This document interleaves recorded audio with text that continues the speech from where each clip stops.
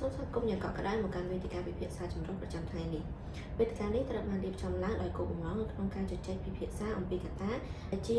ឧបសគ្គនាំឲ្យមានអត្រាកើនឡើងនៅប្រទេសកម្ពុជាអង្គពិភាក្សានេះត្រូវបានផ្ដល់ជាវេទិកាពិភាក្សាយ៉ាងសំខាន់សម្រាប់អ្នកជំនាញនិងអ្នកដែលមានជំនាញពាក់ព័ន្ធដើម្បីចែករំលែកទស្សនៈ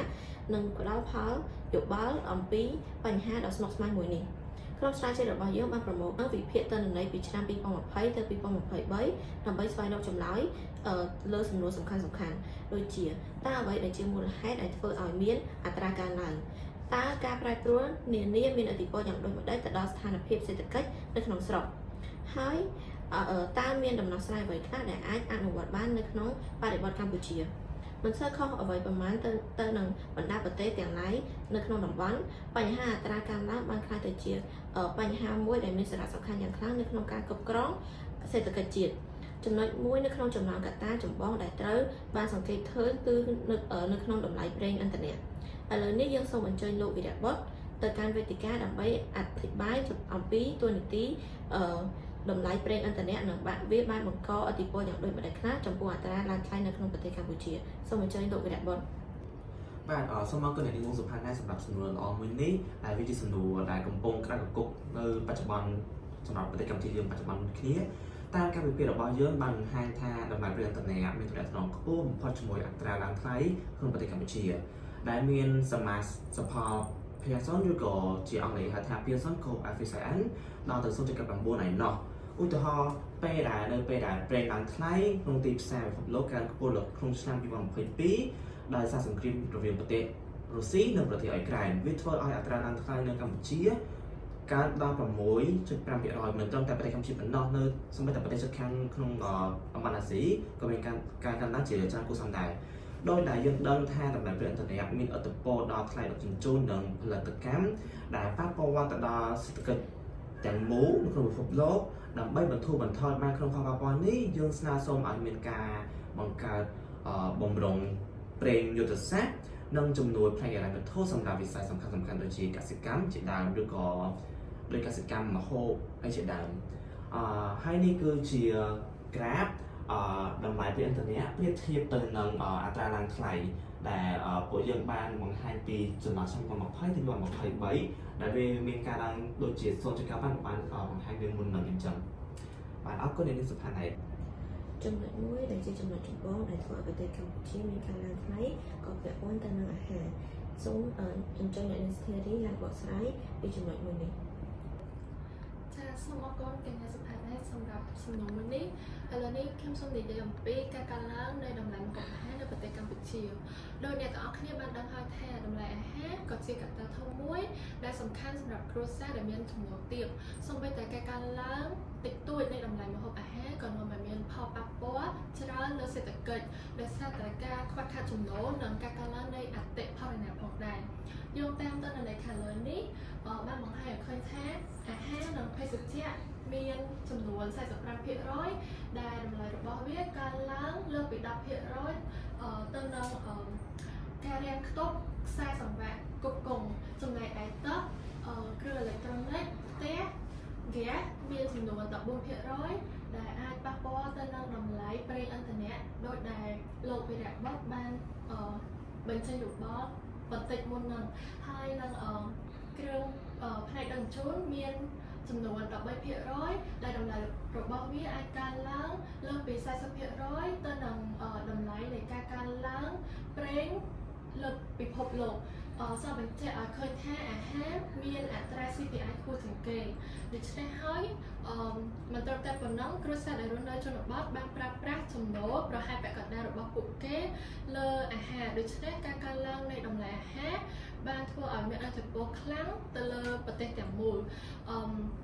ដើម្បីស្ថិរភាពតម្លៃអាហារយើងស្នើសុំឲ្យមានការវិនិយោគទៅលើប្រព័ន្ធធារាសាស្ត្រទូទឹកកកនិងបណ្ដាកសិករថែមទៀតអរគុណកាន់តែធ្វើឲ្យប្រធានបទកាន់តែស៊ីជម្រៅថែមទៀតនោះកំណើនអនុទានក៏ជា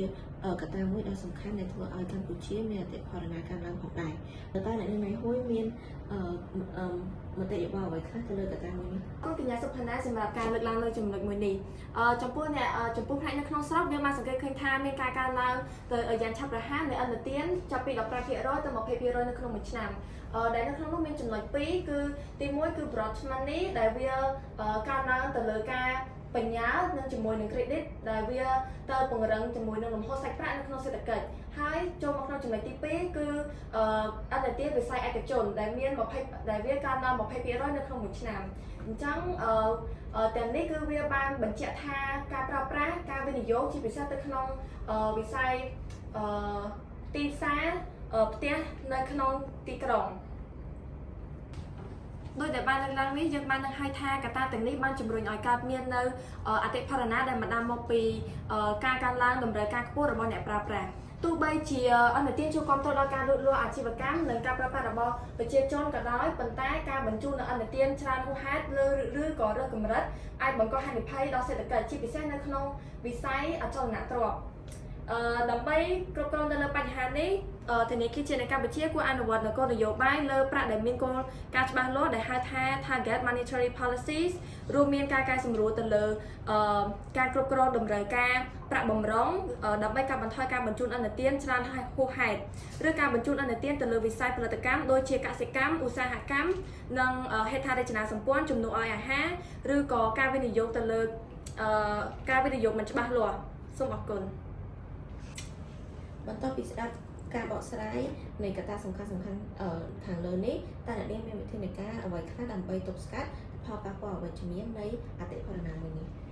ចាអរគុណកញ្ញាសុផាណែតសម្រាប់សំណួរមួយនេះឈានចូលទៅដល់ការសង្ខេបនៃសម្រាយដែល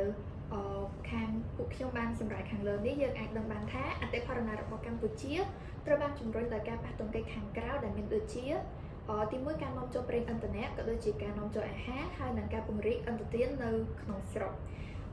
សំណើគោលនយោបាយរបស់យើងត្រូវបានបង្កើតឡើងដោយផ្អែកលើទិន្នន័យវិភាគនិងការតាមប្រមាណយ៉ាងហ្មត់ចត់